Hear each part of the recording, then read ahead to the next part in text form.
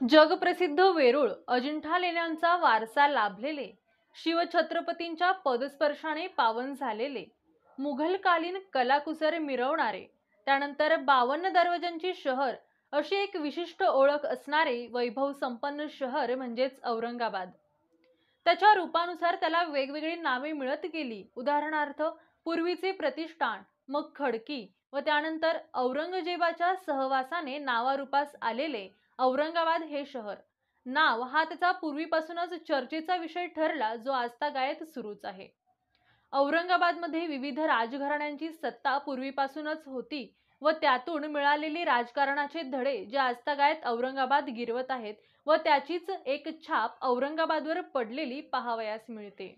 महान्यूज 24x7च्या या प्लॅटफॉर्मवर आज सर्वप्रथम आपण यांना भेटणार आहोत, ज्यांची ओळख शिवसेनेचा व बाळासाहेबांचा एक कट्टर शिवसैनिक, त्यानंतर 10 वर्षे आमदारपद भूषविलेले, त्यानंतर 20 वर्षे खासदारपद भूषविलेले औरंगाबादचे लोकप्रिय माजी खासदार चंद्रकांत खैरे यांना।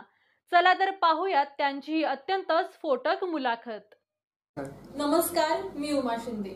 महान्यूजच्या सर्व रसिक प्रेक्षकांचे मनपूर्वक स्वागत। आज औरंगाबादची सध्या परिस्थिती पाहता आणि येणाऱ्या आगामी महानगरपालिका इलेक्शन पाहता मी आज महान्यूजच्या प्रेक्षकांना एका विशेष अशा व्यक्तिमत्वाला, एक विशेष पाहुण्याला घेऊन आपल्याला भेटीसाठी आले आहे। तर चला तर सरांची आपण ओळख करून घेऊयात। आपल्यासोबत आहेत माजी खासदार आणि शिवसेनेचे ज्येष्ठ नेते चंद्रकांत खैरेजी। जय महाराष्ट्र। संभाजीनगरची आपण जर आज परिस्थिती पाहिली तर आपण पाहू शकतो की कोरोनाने खूप मोठा उद्रेक घातला होता। त्यानंतर पहिली लाट आली, ती ओसरली, नागरिकांच्या मनातून निर्बंध कमी झाल्याने भीती गेल्यासारखं झालं, पण कोरोनाने पुन्हा एकदा त्याचे रौद्ररूप आपल्या समोर दाखवले। तर मग या काळामध्ये तुम्हाला असं वाटतं का की प्रशासन कुठेतरी कमी पडलंय किंवा मग उपाययोजना राबवण्यात किंवा निर्बंध घालण्यात प्रशासनाने आणखी काटेकोर पावले उचलायला हवी होती? नाही, प्रशासन कुठेही त्या ठिकाणी कमी पडलं नाही। एक तर आता शिवसेनेच्या माध्यमाद्वारे सर्व शिवसैनिक अगदी मनापासून काम करतात आणि जे काही आजारी असतील, पेशंट असतील, त्यांना पूर्णपणे मदत करण्याचं काम ते करतात। हे संभाजीनगर शहर, त्या ठिकाणी अनेक संभाजीनगर शहराचे हे पाहिलेले आहे, असे प्रकार संकट पाहिलेले आहे आणि त्या प्रकार अशा संकटामध्ये त्या ठिकाणी मागच्या वेळेस त्यांनी मात केली आणि परत जनजीवन चांगलं मोठ्या प्रमाणात सुरुवात झाली। कदाचित तेच घातक ठरलं, परत एकदा लोक एकत्र फिरायला लागले, हे करायला लागले, त्यामुळे त्याच्यानंतर ही दुसरी पण लाट आली। दुसरी लाटेमध्ये तुम्हाला सांगतो इतके लोक गेले। रोजच्या यादीमध्ये 25-30 लोकांच्या यादीमध्ये कमीत कमी 10 ते 15 लोक तर आपले जवळचेच गेले, असं झालं। आता ही लाट महाराष्ट्रात जी आली, महाराष्ट्रात सुद्धा अनेक ठिकाणी अनेक मान्यवर गेले। तो आता परवा राजीवजी गेले, आमचे साथो माझे मित्र होते आणि लोकसभेत मराठवाड्याच्या प्रश्नासाठी एकत्र मांडायचा आणि चांगले लोक गेले, म्हणजे खूप चांगले की ज्यांना कधी ते घराच्या बाहेर निघत नव्हते, घरी बसून त्यांनी काम करत असे लोक पण गेले। म्हणजे ही जी लाट आली, ही लाट खूप विचित्र लाट होती आणि सांगायचा मुद्दा असा की प्रशासनाने या लाटेमध्ये पूर्णपणे देखभाल करण्याचं काम खूप केलं। मी तुम्हाला म्हणतो की मेन घाटी असेल, घाटी हॉस्पिटल असेल किंवा महानगर घाटी हॉस्पिटलचे आपले डीन काननताई एलिकर असेल, इकडे सुंदर कुलकर्णी मिनी घाटीचे आहे, त्याच्यानंतर आमचं मेल्ट्रॉन माननीय उद्योगमंत्री म्हणजेच पालकमंत्री मोदी यांनी सुरू केलेलं ते आज खूप उपयोगी पडलं। तर तिथे ऑक्सिजन तर आहे, सगळी सुखसोयी केली। मिनी घाटीमध्ये सुद्धा खूप सगळी सुखसोयी झाली, सीपेट सुरू केला आहे, MIT सुरू केलं, म्हणजे सगळे सुरू झाले। त्यामुळे गोरगरीब जनतेला खूप मोठा आधार त्या ठिकाणी मिळाला। आमच्या महानगरपालिकेतर्फे अस्तिक कुमार पांडेजी यांचे जे आयुक्त आहेत ते, आणि त्याचप्रमाणे आमचे नीताताई पाडळकर खूप जबरदस्त काम करणारे, खूप जबरदस्त एकदम। म्हणजे आपण कधी फोन केला तर फोन तर घेणार, परत ह्या पेशंटला तिथे पाठवा, इथे पाठवा, असं करा, तसं करा, हे सगळं मदत करणारे पाहिजे। हेच नाही तर कलेक्टरनी सुद्धा त्याप्रमाणे त्यांनी खूप चांगलं काम केलं, करतातच आहे। ते थोडे उत्साही जास्त आहे कलेक्टर, तर त्यामुळे त्यांचा त्यांनी उत्साहाप्रमाणे काम करतात। आता ते त्याच्यानंतर मग ते त्यांची मिटिंग होत असते। शासनाने काय ठरवलं की जे विद्यमान आमदार खासदार असतील त्यांच्याबरोबर एक मिटिंग घ्यायची आणि हे करायची। आम्ही आमचं जाऊन त्यांना भेटून त्या ठिकाणी बरीच चर्चा करतो, मुद्दे मांडतो। पोलीस आयुक्तांनी सुद्धा पोलीस यंत्रणा खूप जोरदार ठेवली. म्हणजे एक तर महापालिका कर्मचारी, दुसरे आरोग्य कर्मचारी, तिसरे त्या ठिकाणी पोलीस कर्मचारी अप्रतिम काम केलं. स्वतःची पर्वा न करता त्यांनी म्हणजे आरोग्य खात्यातील कर्मचारी मग ते आनंदताई येळीकर असो, सुंदर कुलकर्णीजी असो किंवा बाकी मग आमच्या महापालिकेच्या पाटलगते असो, अक्षरशः बेडवर जाऊन त्या ठिकाणी पाहून हे काय झालं ते काय झालं, इतकं असं तर हात लावणार, ताप पाहणार, हे करणार ते करणार, तुमचा आता असं. पण इतकं कोणी करू शकत नाही. सर, प्रशासन एवढं करतंय तर मग आपलं केंद्र सरकार कुठेतरी कमी पडतंय या दृष्टीने असं वाटतंय का? केंद्र सरकारवर आता मी काही बोललो तर तो राजकीय भाग होईल, परंतु आमच्या देवेंद्र फडणवीस आणि बाकीचे भारतीय जनता पार्टीचे आमचे जे मित्र आहेत त्यांना मी नेहमीच सांगतो की इथून जी निधी घेऊन गेले, महाराष्ट्रातून सगळ्यात मोठी निधी त्या ठिकाणी घेऊन गेले ते प्रधानमंत्री कोविड कोषसाठी. कुठे गेले ते? म्हणजे एकेका कंपनीने एमजी असतील, बजाज असतील, अंबानी असतील, अडाणी असतील, कोट्यवधी रुपये दिले. मग ते महाराष्ट्रातून दिले ना. मग महाराष्ट्रातून दिल्यानंतर महाराष्ट्रासाठी त्या ठिकाणी त्यांनी ती निधी वापरली पाहिजे काही प्रमाणात, कारण सगळ्यात जास्त ही सेकंड लास्ट महाराष्ट्रात मोठी झाली होती. मग तुम्ही त्या ठिकाणी करायला पाहिजे होता ना. किती पण त्या ठिकाणी पैसा आपण महाराष्ट्रातून घेऊन करतो, काहीच नाही. आणि मग आमचे काही भाजपचे कार्यकर्ते व्हेंटिलेटर पाठवलं आहे असं म्हणतात. व्हेंटिलेटर 150 व्हेंटिलेटर सगळे बोगस निघाले. आरडाओरडा झाल्यानंतर मोदी साहेबच म्हणतात की नाही उसकी इन्क्वायरी करू. म्हणजे केंद्र सरकारचं ते ग्लोबल टेंडर काढायचं आणि कोणत्या तरी फसव्या कंपनी त्या ठिकाणी यायच्या आणि तिथे त्या ठिकाणी केंद्र सरकारचे काही अधिकार नाही किंवा बाकीच्या लोकांना त्या ठिकाणी ही मदत करायची वेळ, हे असं बरोबर नाही. आणि त्यामुळे इतक्या म्हणजे असे वाईट परिस्थितीत लोक त्या ठिकाणी इथे भेटले. आज कृष्णा हॉस्पिटलमध्ये डॉक्टर बेंजरगे यांच्याकडे 25 व्हेंटिलेटर्स आहेत. 5 इथे आहेत कमलनेरमध्ये, 5 दूधमध्ये आहे, 3 सिग्मामध्ये आणि बाकीच्या. म्हणजे आता ज्याच्याकडे व्हेंटिलेटर्स आहे ते अडचणीत आले. ते म्हणजे आमच्याकडे व्हेंटिलेटर म्हणजे शेवटच्या स्टेजला पेशंट येतो आणि मग तो राहतो की नाही राहतो ती अशी भीती वाटते आणि आम्हाला खूप काम करावं लागतं. पण बाकीचं त्या ठिकाणी आता घाटी हॉस्पिटलमध्ये आणि स्वतः शासनाचे 100 व्हेंटिलेटर्स आम्ही MGMला दिले. तिथे पण लोक चांगलं काम करतात डॉक्टर्स मंडळीसाठी.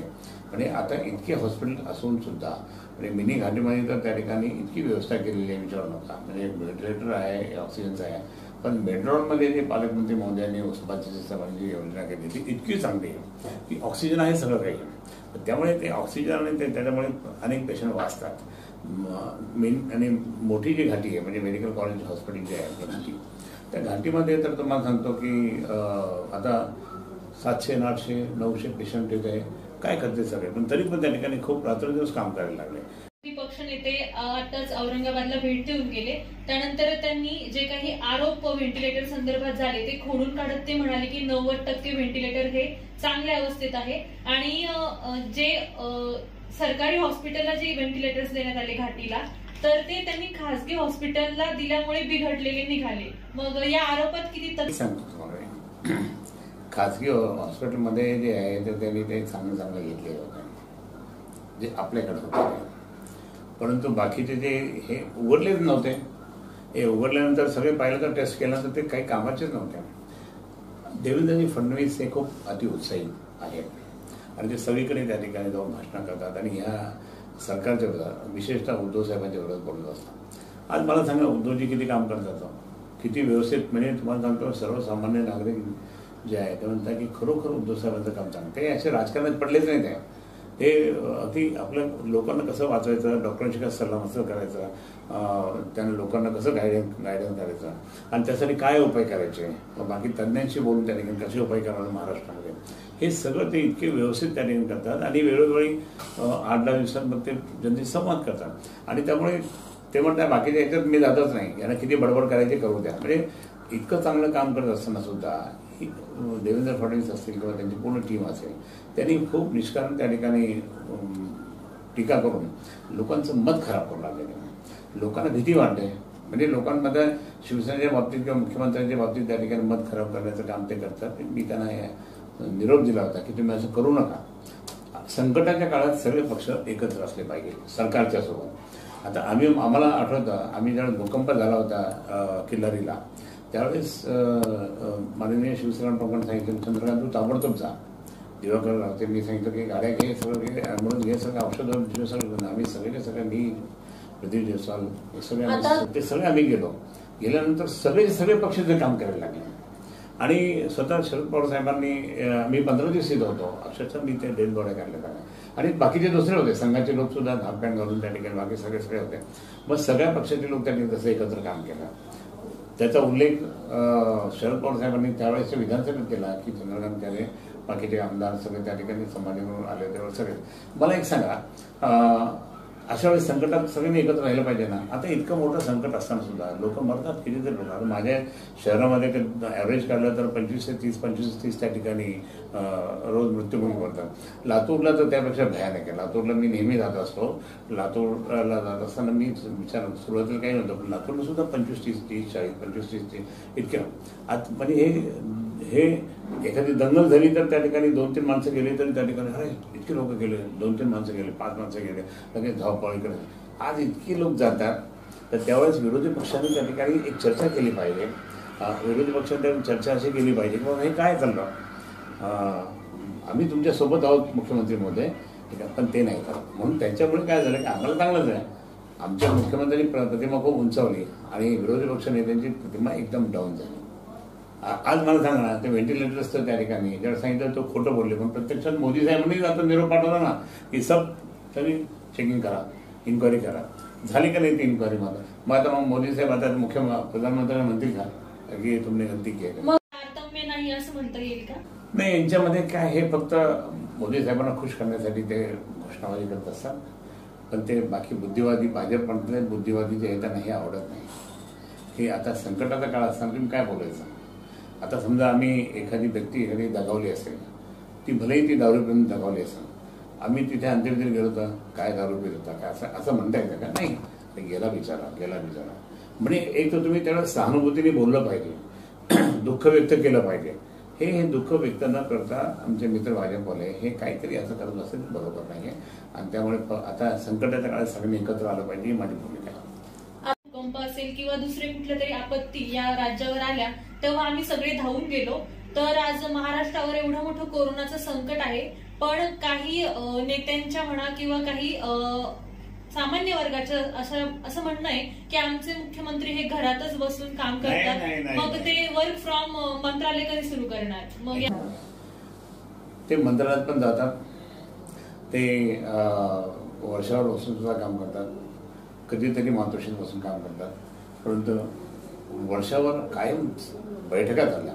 आज मला सांगा, समजा माझ्या शहरात जर काही झालं तर मी तिथे जाऊन त्या ठिकाणी मी काय मदत करू शकतो? मला अधिकाऱ्यांना घेऊन त्या ठिकाणी ती उपाययोजना तर करावी लागेल की नाही, संकट आलं असेल तिथलं. तर हे संकट त्या ठिकाणी महाराष्ट्राचं संकट, म्हणजे एका गावाचं नाही, फक्त मुंबईचं नाही, संपूर्ण महाराष्ट्राचं ते संकट आहे. 12-13 कोटी त्या ठिकाणी ही जनता आहे.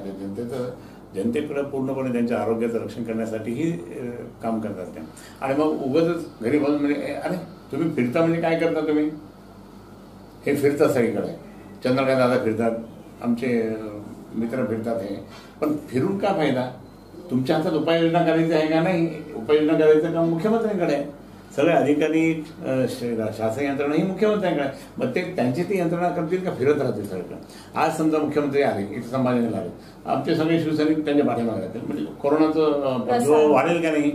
आणि म्हणून त्यांनी ती काळजी घेऊन त्या ठिकाणी केलं. असं कोणी मुख्यमंत्र्यांना आरोप करू नये असं मी स्पष्ट सांगतो. नाही तर आम्ही शिवसैनिक आहोत. जर आमच्या मुख्यमंत्र्यांनी तुम्ही काय बोलायला लागलं तर आम्ही आमची गुडघ्यामध्ये अक्कल असते शिवसैनिकांची. आम्ही लगेच ते धाड काही करू शकतो, पण एक संयम याच्याकरता वाढवते नाही. आपले मुख्यमंत्री, आपलं सरकार म्हणून आपलं काही करायचं आहे, पण किती दिवस सहन करायचं, हे असं असतं.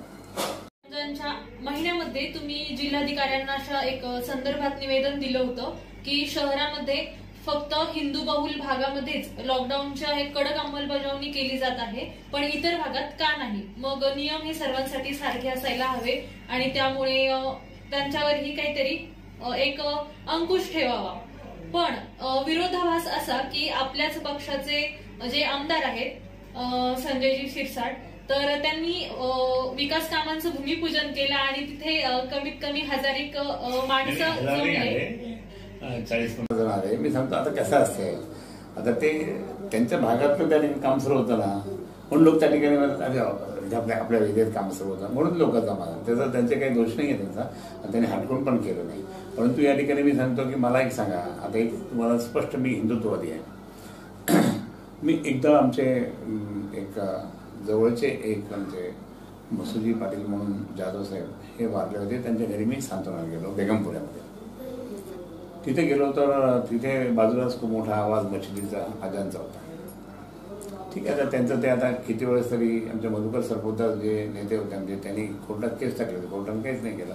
तसंच अजून पेंडिंग आहे कोर्टात की भोंगे लावून नये मशिदीमध्ये. ठीक आहे, पण इतका मोठा आवाज आसपासचे लोक, आणि ज्यावेळेस आवाज संपला म्हटलं चला आता मी पण सांत्वन करून मी असं घराच्या बाहेर आलो. पाहिलं तर थवेचे थवे थवेचे थवे थवेचे थवे मशिदीमध्ये चाललंय. हरकत नाही, रमजानचा महिना होता, मग हरकत नाही. मी स्वतः धार्मिक वृत्तीचा माणूस आहे. मी तर असं म्हणतो की तुम 5 बार नमाज पढ़ो, तुम्हारे में विचार अच्छे आएंगे, दंगे फसाद करने के जो विचार आते वो खत्म हो जाएंगे, असं मी मुद्दाम त्यांना म्हणतो.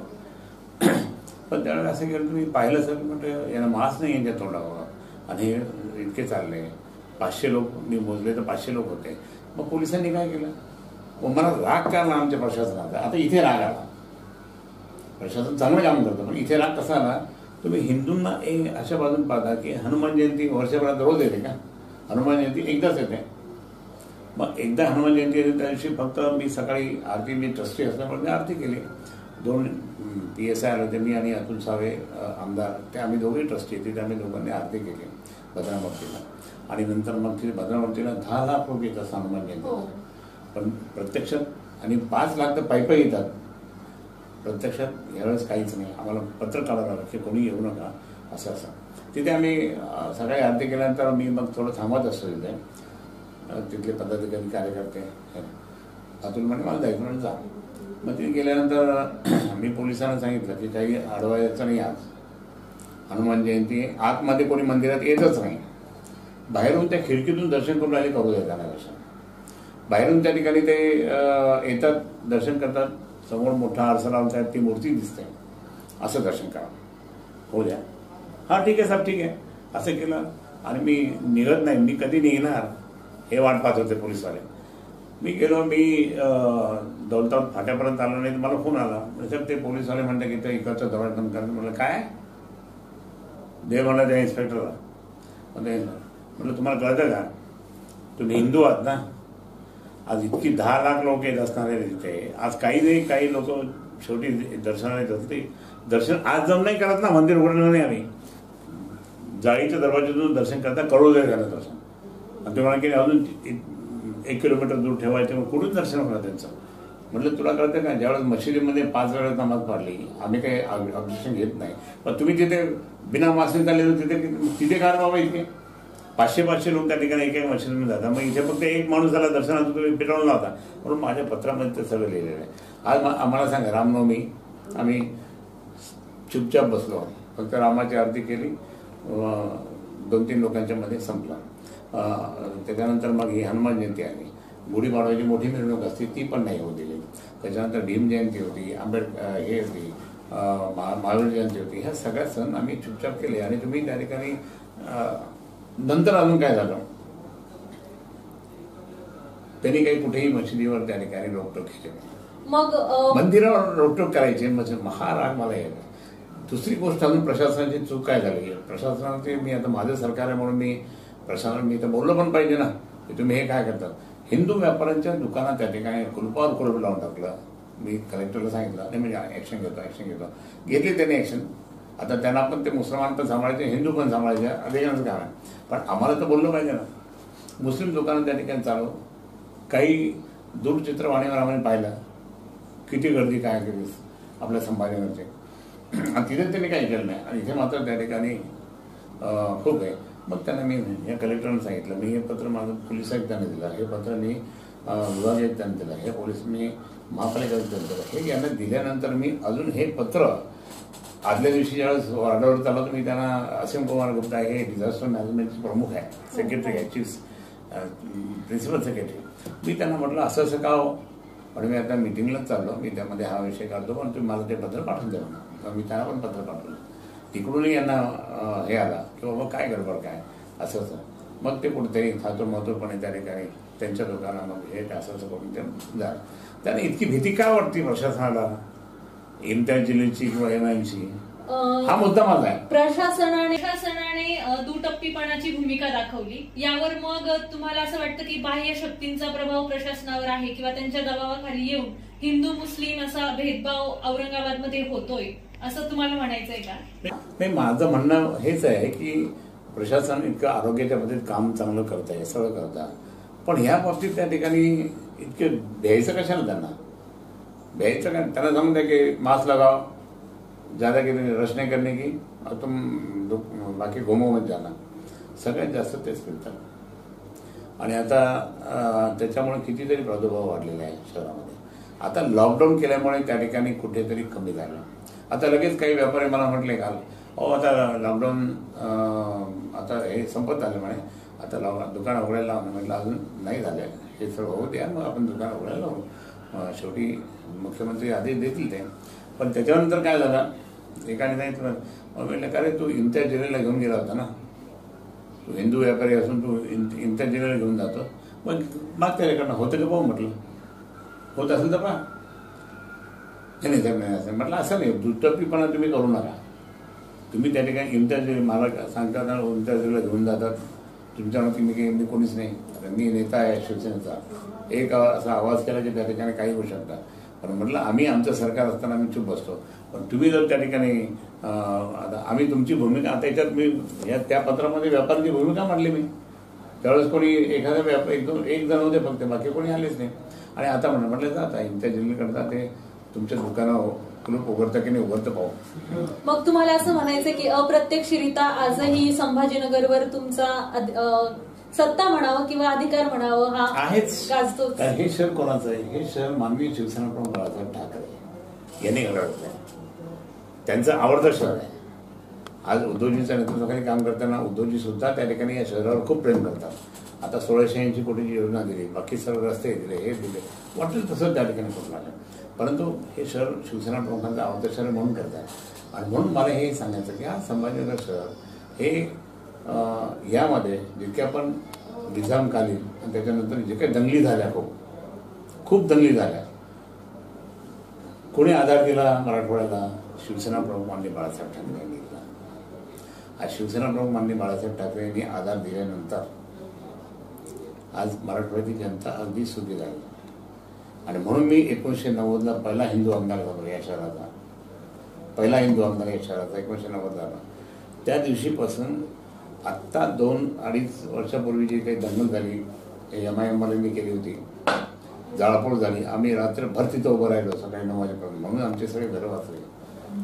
शहर जळताना वाचून गेलं, परंतु त्यांचे त्या ठिकाणी पोलीस कमिशनर समोर त्या ठिकाणी पेट्रोलचे बॉम्ब टाकत होते. त्यांना पाहिलं आहे, आम्ही तर उत्तर आम्ही उभेच म्हटलं इथं कोणी आहे इथं. तोपर्यंत ह्या शहरामध्ये एकही जाती दंगल तणाव झाला नव्हता. आणि लोक त्या ठिकाणी मुसलमान असतील, हिंदू असतील, बाकी सगळे खुश होते. नाही, आपले रोजीरोटी चालवत. मग इंडस्ट्री देतात, DMIC मध्ये आलं, हे इकडे आलं तिकडे. पण आता हे जे प्रकार सुरू झाल्यामुळे त्या ठिकाणी परत DMIC थांबली. आणि हा जो प्रकार आहे, शिवसेना प्रमुख माननीय बाळासाहेब ठाकरे यांनी हे शहर जबरदस्तपणे केलेलं असताना सुद्धा आमच्यासारख्या सामान्य कार्यकर्त्यांना मोठं केलं त्यांनी. आणि त्यामुळे आम्ही सुद्धा ज्याकडे त्यांचे म्हणजे 80% समाजकारण, 20% राजकारण हा भाग आम्ही जपून ठेवला आणि वापरला. तर ते करत असताना मी सांगतो की म्हणून जनता खुश होते. आणि आता काय झालं, MIM आल्यानंतर दंगली, धमक्या, गुटखा चालू, देशी दारू चालू, बाकी सगळे चालू, हे सगळे प्रकार जे चालले तर बरोबर नाही.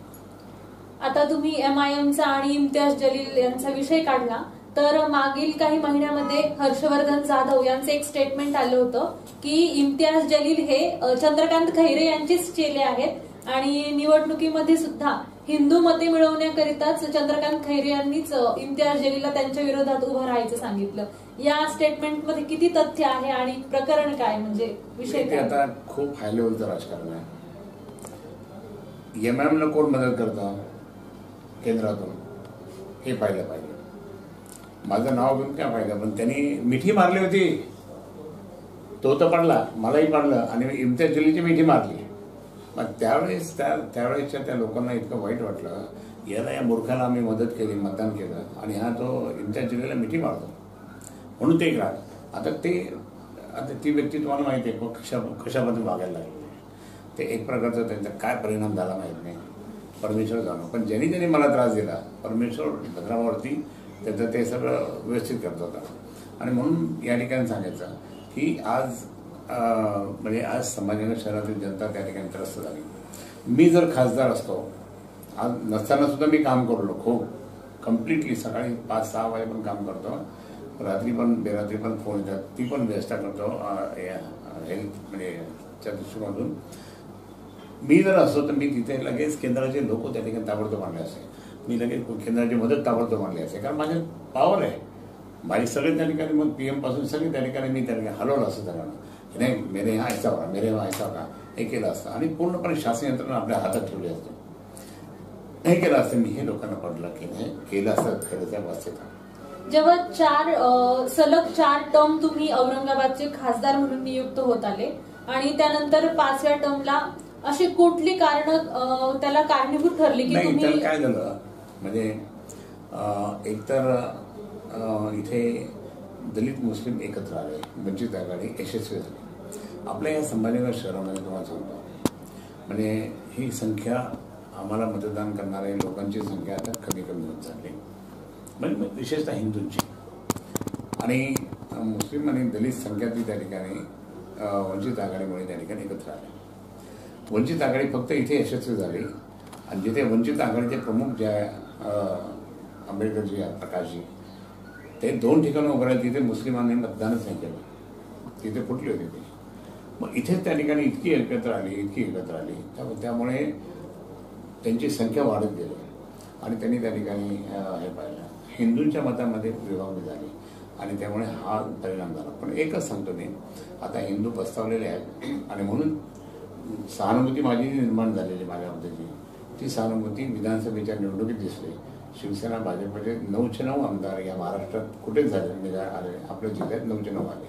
त्याचं कारण असं झालं की नाही आज नको, हा आला पण दुसरे येतील आणि म्हणून ते झालं. परंतु एकच सांगतो मी, आता लोक इतके आता पस्तावलेले आहेत आणि निश्चितच मला सांगतो की आता पूर्ण बाजू आपल्या बाजूने. ज्या प्रकारे राज्यामध्ये आता महाविकास आघाडीची सत्ता आहे, मुख्यमंत्र्यांनी राष्ट्रवादी काँग्रेस आणि काँग्रेसची हातमिळवणी करून आघाडीची सरकार स्थापन केली. मग त्याच प्रकारे जर गरज पडल्यास औरंगाबाद महापालिका काबीज करण्यासाठी ही औरंगाबादमध्ये ही नीती अवलंबली जाईल का? नाही, आता शिवसेना पक्षप्रमुख उद्धवजी ठाकरे यांनी ज्यावेळेस महाविकास आघाडी शरद पवार साहेबांच्या सोबत आणि बाळासाहेब थोरांच्या सोबत बसून ती चर्चा करून केली आणि त्याचं कारण असं होतं की शिवसेनेला काहीच द्यायचं नाही असं भाजपचं धोरण झालं आणि त्यांनी लगेच अजित पवारांना फोडून त्या ठिकाणी मुख्यमंत्र्यांनी शपथ केली. पण शरद पवारांना किंवा बाकीच्या लोकांना ते आवडलं नाही आणि म्हणून मग त्यांनी सांगितलं नाही आपलं कोणती प्रश्न महाविकास आघाडीनेच लढायचं आणि सरकार बनवायचं. ते महाविकास आघाडीचं सरकार त्या ठिकाणी मजबूत करावं म्हणून मग अजितदादा असतील किंवा बाळासाहेब थोरात असतील, अशोक चव्हाण असतील, या मंडळींनी खूप चांगलं केलं आणि आदरणीय शरद पवार साहेबांनी तर ती मजबूतच ठेवली.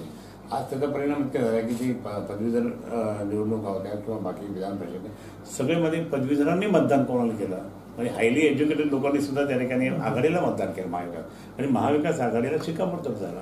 परंतु या ठिकाणी सांगतो की म्हणून त्यावेळेसच माननीय उद्धवजींनी मान्य अजितदादांनी बाळासाहेब थोरातांनी हे डिक्लेअर केलं की कोणत्याही परिस्थितीत यापुढच्या सगळ्या निवडणुका आपण महाविकास आघाडीच्या अंडर लढवायची.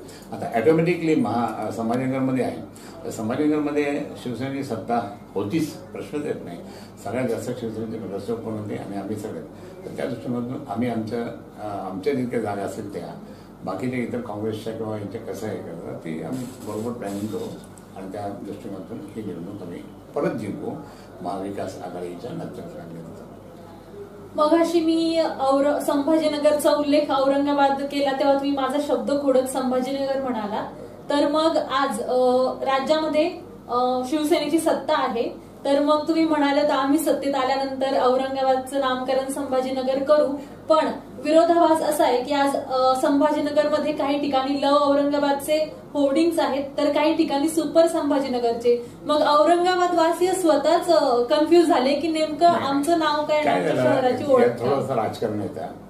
आणि मी एक सांगतो की शिवसेना प्रमुखांनी 8 मे 1988 कदाचित तो जन्म झालेला नसेल त्यावेळेस, 8 मे 1988 मराठवाडा सांस्कृतिक मंडळावर ज्यावेळेस विजयी मेळावा घेतला, आम्ही सगळे 27 नगरसेवक बोलून आलो, तर त्यावेळेस विजयी मेळावा घेतला. तर विजयी मेळावा घेताना त्या ठिकाणी म्हणजे मुंबई ठाण्यानंतर संभाजीनगरमध्ये विजय मेळावा शिवसेना म्हणून साहेबांनी एकदम जबरदस्त जल्लोषपूर्ण त्या ठिकाणी विजय मेळावा घेतला. त्या विजय मेळावा घेताना माननीय बाळासाहेबांनी स्वतःच अगदी नतमस्तक झाले जनतेला संभाजीनगरच्या, आणि त्यांनी सांगितलं की आजपासून या शहराचं नाव कशाला पाहिजे ते औरंगाबाद आहे.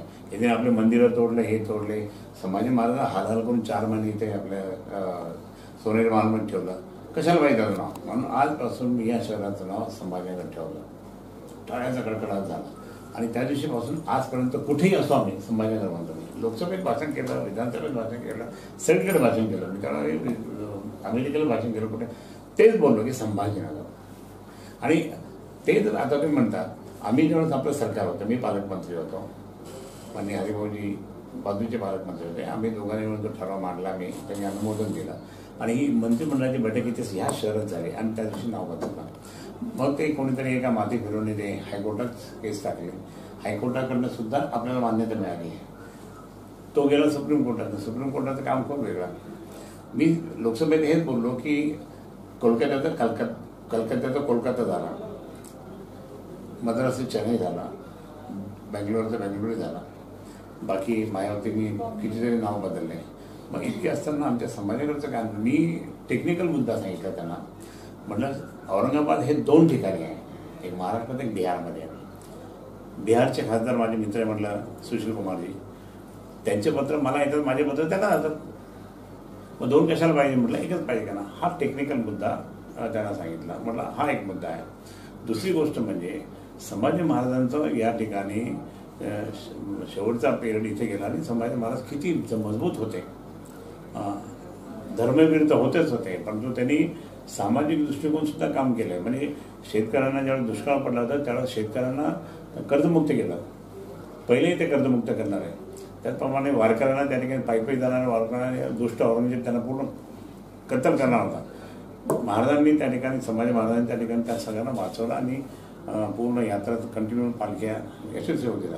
अशा सगळ्या दृष्टीमधून त्यांनी जे सामाजिक दृष्टीमधून राजकीय दृष्टीमधून काम केलं आहे, त्यामुळे ते आणि जितके लढाया त्यांनी केल्या सगळ्या जिंकल्या, त्यात 126. तर त्यामुळे मला एक सांगायचं की म्हणून त्यांचा गौरव झाला पाहिजे की नाही संभाजी महाराजांचा. मग ते गौरव आणि त्यांचं स्मरण राहावं म्हणून या शहराचं नाव संभाजीनगर. आज उद्धवजींना त्या ठिकाणी माहीत आहे, उद्धवजी मला एकदा सांगितलं पण की आपण लवकरात लवकर करतो. उद्धवजी कसं करतात माहिती आहे ना, विभागीय आयुक्ताकडनं प्रस्तावच मागून घेतला, काय काय करतात सगळी माहिती घेऊन टेक्निकली लिगली हा प्रस्ताव मान्य होणार आहे लवकर काही दिवसातच. आणि म्हणजे औरंगाबादकरांची प्रतीक्षा लवकरच संपणार असं म्हणायला हवं. आरक्षणाकरिता अनेक मोर्चे काढले जे शांततेच्या मार्गाने होते, तरीही मराठ्यांच्या पदरी ही निराशाच पडलीये. मी एक सांगतो तुम्हाला, मी लोकसभेमध्ये 2-3 वेळेस हा प्रश्न मांडला की मराठा समाजाला त्या ठिकाणी आरक्षण मिळालंच पाहिजे आणि हे आरक्षण का मिळालं पाहिजे पण मी जस्टिफिकेशन दिलेलं आहे. लोकसभेत मी भाषण केलेलं आहे, मी क्लिप सगळ्यांना दाखवलेली. त्याचप्रमाणे ज्यावेळेस वाळूजमध्ये जी गडबड झाली होती, अनेक फॅक्टरीवर जे दगडफेक झाली, त्याच्यामध्ये ते मराठा आंदोलनाचं नाव आलं होतं. मी तिथं खोडून टाकलं, मी म्हटलं नाही, हे जे लोक हे दुसरे बाहेरचे लोक असतील, हे लोकांनी शांतपणे आंदोलन केलं होतं वाळूजा रस्त्यावर. तर म्हटलं यांनी हे केलं नाही, ते तिथेच होते परंतु दुसऱ्याने जाऊन त्या ठिकाणी केलं. हा एक मुद्दा मी त्या ठिकाणी त्यांच्यावरचा आरोपाचा, आंदोलकांचा आरोपाचा मी मुद्दा खोडला तो. मी हे आमच्या विनोद पाटलाला पण सांगितलं, म्हणजे विनोद पाटील ऐक जरा काय तो ते काय ते व्हायरल नाही केलं. म्हणजे आम्ही जे बोलतो ते फक्त तुम्ही आंदोलन करता तेच. दुसरी गोष्ट म्हणजे आता जसं मी मराठा समाजाच्या बाबतीत मी लोकसभेत प्रश्न मांडले, बोललो, चर्चा केली, तसं मी समान नागरी कायदा पाहिजे, समान नागरी कायदा पाहिजे. मग जे आणि वंचित मग आहे ते त्यांच्यावर अन्याय होणार नाही का? नाही, समान नागरिक कायदा म्हणजे कोण कशासाठी? तुम्ही एकाला त्या ठिकाणी किती तुम्ही त्या ठिकाणी मुलं होऊ द्या तुमचे, पण इथे मात्र तुम्ही हे इतकं असा अशा सगळ्या गोष्टीतून आमचा मुद्दा तोच आहे की समान नागरिक कायदा या महाराष्ट्र देशात पाहिजे. मग जर समान नागरिक कायदा हा आगामी काळामध्ये लागू करायचा असेल तर मग आजपासूनच शिवसेना सुरुवात करेल का मराठा आरक्षणाचा पाठिंबा काढून घेण्यासाठी किंवा इतरांचा पाठिंबा काढून घेण्यासाठी? मराठा आरक्षणासाठी माननीय मुख्यमंत्र्यांनी स्वतः सांगितलं की मराठा आरक्षण द्यायलाच पाहिजे. मी तुझा प्रयत्न करत आहे. आता काही लोक म्हणजे विनायक मेटे भाजपचे ते दावणीला बांधलेले नाही, ते विनायक मेटे आपलं उद्धव साहेबांवर टीका करत बसले. अरे उद्धव साहेबांवर तू काय टीका करतो? ठीक आहे, आज ते त्यांनी स्वतः इतके वकील लावले, सगळं काय केलं, तरी मग काय म्हणणार नाही याने ते म्हणजे काहीतरी टीका करायची म्हणून टीका करायची. मग तुम्हाला होऊच द्यायचं नाहीये, होऊच द्यायचं नाही म्हणून त्या ठिकाणी तुम्हाला म्हणजे काहीतरी आंदोलन करायला जागा मिळालं पाहिजे असं ते त्यांचा प्रागत्व आहे. पण उद्धव साहेबांचं प्रामाणिक मत आहे की मराठा समाजाला आरक्षण मिळालं पाहिजे. एक मिनिट. आपण म्हणालात आता की समान नागरिक कायदा हा लावण्यासाठी शिवसेना ही प्रयत्नशील असेल आणि एकीकडे आपण म्हणतायत की मराठा आरक्षणाला सुद्धा आमचा पाठिंबा असेल, त्यामुळे एक विरोधाभासात्मक स्थिती इथे निर्माण होती. तर मग दोघांमधला फरकच कसं स्पष्ट करता येईल? समान नागरिक कायदा धार्मिक वृत्तीचा आहे. समान नागरिक कायदा हा धार्मिक धर्माच्या दृष्टीमधून आहे. सर्व धर्म सारखे, सगळं न्याय सगळा आपल्याला अनेक ठिकाणी अनेकांचे हे जे आहे ते वेगवेगळे. मराठा समाजाचा समाज आहे आणि समाजाला आरक्षण मिळालं पाहिजे भूमिका. म्हणजे समान समाजाचं वेगळं आणि धर्माचं वेगळं असा तो समान नागरिक कायदा आहे, म्हणून तोच फरक आहे. असा आता तुम्ही म्हणालात की औरंगाबादमध्ये MIMची सत्ता आली त्यामुळे हिंदू मुस्लिम असा भेदभाव औरंगाबादमध्ये होतोय, पण मागील काही दिवसांमध्ये शिवसेनेचे काही नेते असं म्हणाले होते की भाजपाला सत्तेपासून दूर ठेवण्यासाठी आम्ही MIM सोबत सुद्धा जाऊ. तर मग नाही, असं कोणी काही बोललं नाही आणि बोलणार पण नाही. शेवटी आम्ही हिंदुत्ववादी आहेत. शिवसेना प्रमुख माननीय बाळासाहेब ठाकरे यांनी आम्हा सर्वांना निर्माण केलेलं आहे. धुळेच्या महापालिकेमध्ये भाजपाला सत्तेसाठी दूर ठेवण्यासाठी तर तसा प्रयोग एक आखण्यात आला नाही. तसं नाही, मी तुम्हाला सांगतो. एक तर असं सांगतोय की इथे काही MIMची सत्ता नाही आहे. MIMची दादागिरी, गुंडगिरी सत्ता नाही आहे. सत्ता तर आमचीच आहे, पण तो गुंडगिरी आणि दादागिरी ते करतात. आम्ही त्याला ते दादागिरी मोडून काढण्याचंच आम्ही काम करतो. होऊ देत. जनतेला कळलं की आपण हे गुंडगिरी करणारे लोक नाही पाहिजे. आता ते लोकांनी हे सांगितलं की आता MIM बिलकुल नको. किंवा त्यांचे मुस्लिम पण म्हणतात की MIM नाही चाहिए. आणि म्हणून ही दादागिरी, पैसे उकळणे, गुंडगिरी, खंडण्या वसूल करणे हे प्रकार त्यांचे सुरू झालेले आहे. आणि म्हणून मला हे सांगायचं की आमचा त्यांचा जो शत्रुत्व आहे एकमेकाचा आहेच. ते कसं आहे, आम्ही हिंदुत्ववादी आहे, ते हिंदूंना त्रास देणारे लोक आहे. आणि म्हणून अशा बेताने त्या ठिकाणी आमचं हे संघर्ष कायम राहणार. तुम्ही म्हणाला की आम्ही हिंदुत्ववादी आहोत आणि ते आम्हाला त्रास देणारे लोक आहेत, तर मग ते जर त्यांच्या समाजाची बाजू मांडत असतील तर आपण म्हणजे तुम्ही त्यांना त्रास देणारे म्हणणं कितपत योग्य? आम्ही ते त्यांच्या समाजाची बाजू मांडत असेल तर आम्ही त्यांना बोलणार, पण ते त्यांच्या समाजाची बाजू मांडून जर हिंदूंवर अन्याय करत असेल तर आम्ही नाही सांगणार. जो मुद्दा महाराष्ट्रभर खूप गाजला, महाराष्ट्रभर नव्हेच तर देशभरही गाजला, की भाजपाचे ज्येष्ठ नेते जे होते, जे आता राष्ट्रवादीचे ज्येष्ठ नेते झालेले आहेत, एकनाथजी खडसे, तर मग एकनाथ खडसेंच्या पदरी भाजपाची सेवा केल्यानंतर जसा वनवास आला तशी स्थिती जर भविष्यामध्ये तुम्हाला सत्तेपासून दूर ठेवलं जात आहे अशी नाराजी काही कार्यकर्त्यांमध्ये आहे. म्हणजे खैरे साहेब आधी खासदार होते, त्यानंतर त्यांना जिल्ह्याच्या म्हणा किंवा राज्याच्या सत्तेपासून दूर ठेवण्यात येत आहे असं म्हटलं जातंय. तर मग तसा वनवास तुमच्या वाट्याला येणार का? शिवसेना प्रमुख माननीय बाळासाहेब ठाकरे यांनी मला मोठं केलं. यांच्या पठडीत मी तयार झालो. हा फोटो पाहिला कसा आहे, त्यांचा आशीर्वाद मला मिळाला. आज मी उद्धवजींच्या नेतृत्वाखाली काम करतो. उद्धवजी सुद्धा मला 2-3 वेळेस म्हटले, अरे तुम्ही चंद्रकांतजी, तुम्ही मोठे साहेबांच्या पठडीत तयार झाले शिवसेनेचे, मी थोडी तुमच्यावर अन्याय करणार. अफवा करणारे काही असतात, राजकारणात काय असतं, काही हटकून ज्यांना आपण मोठं करतो तेच आपल्या डोक्यावर बसून आम्हाला संपवण्याचा प्रकार असं पण आम्ही संपत नाही कधी. मी या शहराचा पहिला हिंदू आमदार. 29,000 मताधिक्याने त्यावेळेस निवडून आलो. त्यावेळेस पण हिंदू मुस्लिमाची टक्कर होती. दुसऱ्या वेळेस परत मी त्या ठिकाणी उभा राहिलो आणि परत मला त्या ठिकाणी चांगले मते मिळाले. 55,000 मताधिक्याने मी जिंकून आलो आणि नंतर बाळासाहेब मला या जिल्ह्याचा पालकमंत्री केलं, कॅबिनेट मंत्री केलं. हे मी कसं विसरणार? बाळासाहेब मला इतकं मोठं केलं नाही बाळासाहेबांनी. आणि त्या काळात बाळासाहेबांच्या रिमोट कंट्रोलच्या अंडर आम्ही मंत्री म्हणून काम करत होतो. किती भीती, किती दरारा, किती त्यांचा हे होता आणि आम्ही त्या पद्धतीने काही चुकलं नाही. आपलं साहेब काय बोलणार नाही, इतकं आम्ही काम केलं. आणि त्या दृष्टिकोनातून नंतर बाळासाहेब सांगितलं तुला आता लोकसभेत जायचं आहे. म्हटलं नको मी इथंच, नाही लोकसभेत जायचं. म्हटलं ठीक आहे आपला आशीर्वाद आहे, पण तुमची सभा झाली पाहिजे. दिली आणि तो किस्सा चांगला मोठा होता म्हणून शॉर्ट बोललो नाही. पण नंतर मग मी तिथे लोकसभेत गेलो. आज मला सांगा की 4 वेळेस लोकसभेत सतत खासदार येणारा माणूस या रेकॉर्ड ब्रेक मिस केला इथं.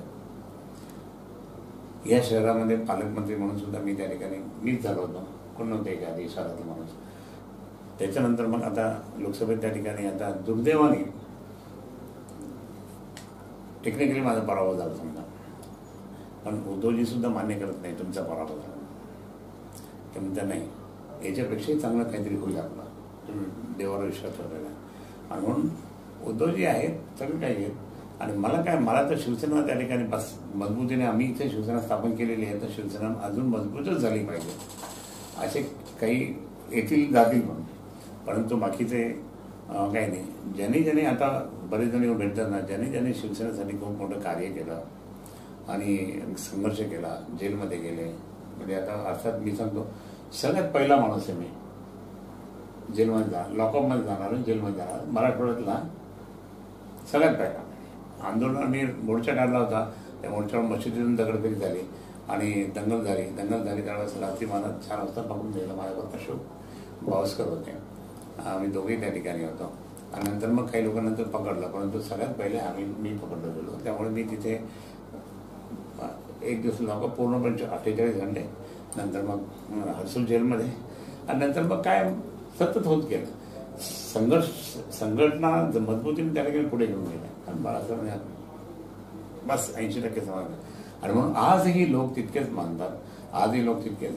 आज जे काही आता तुम्हाला सांगतो, आता तुम्हाला मी एक सांगतो, तुम्ही सगळ्या मराठा समाजातल्या मुली, आता तू सांगितलं की मी प्रमुखपणे भाषण करत होते. एक 5-6 मुली त्या ठिकाणी आता 19 फेब्रुवारीच्या शिवजयंतीला आम्ही सगळे तिथे होतो. पुष्पहार अर्पण केला, मी सगळ्यांनी केला. नंतर आम्ही सगळे असे खाली उभं होतो गप्पा मारत, सगळे जण आले दर्शन करायला. अनेक जण येऊन माझे फोटो काढत होते, अनेक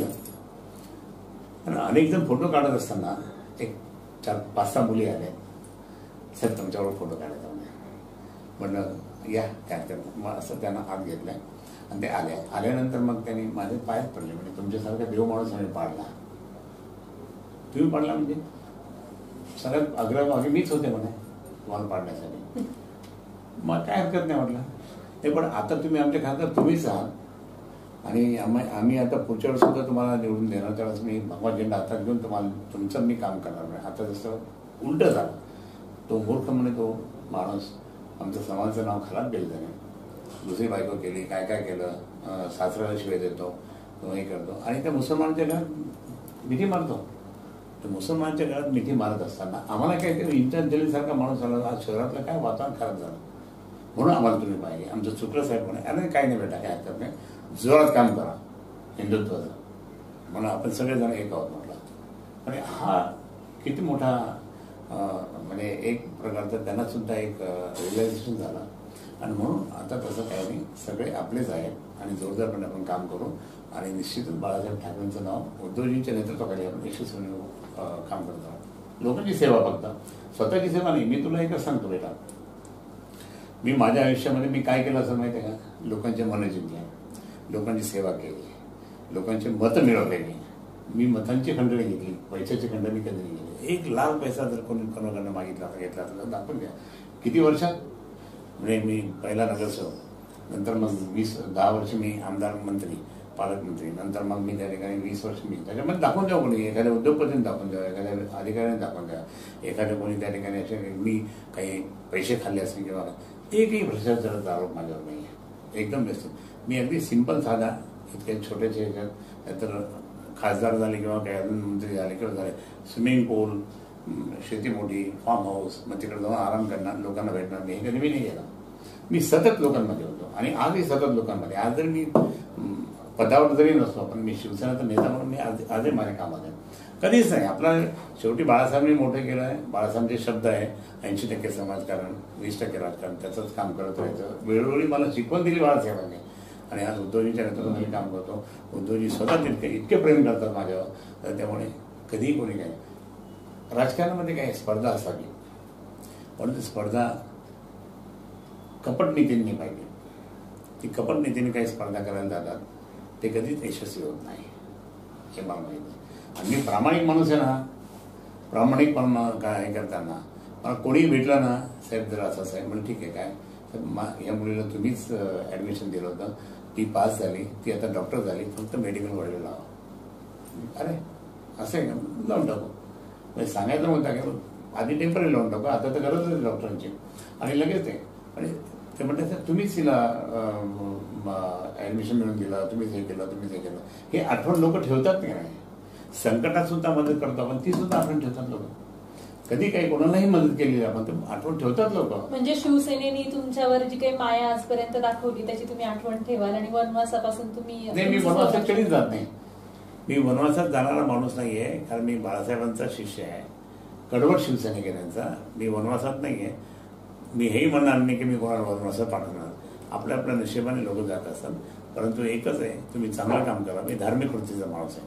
तुम्ही चांगलं काम करा, देवाची सेवा करा, लोकांची सेवा करा, पक्षाचं नाव मोठं करा, पक्ष प्रमुखांनी जे काही आपलं शिकवलं ते प्रामाणिकपणे राबवा. हेच आपण जर केलं तर आपल्याला कुठेही मरण नाही. वनवासात सोडून जेवण मरण कुठे नसतं.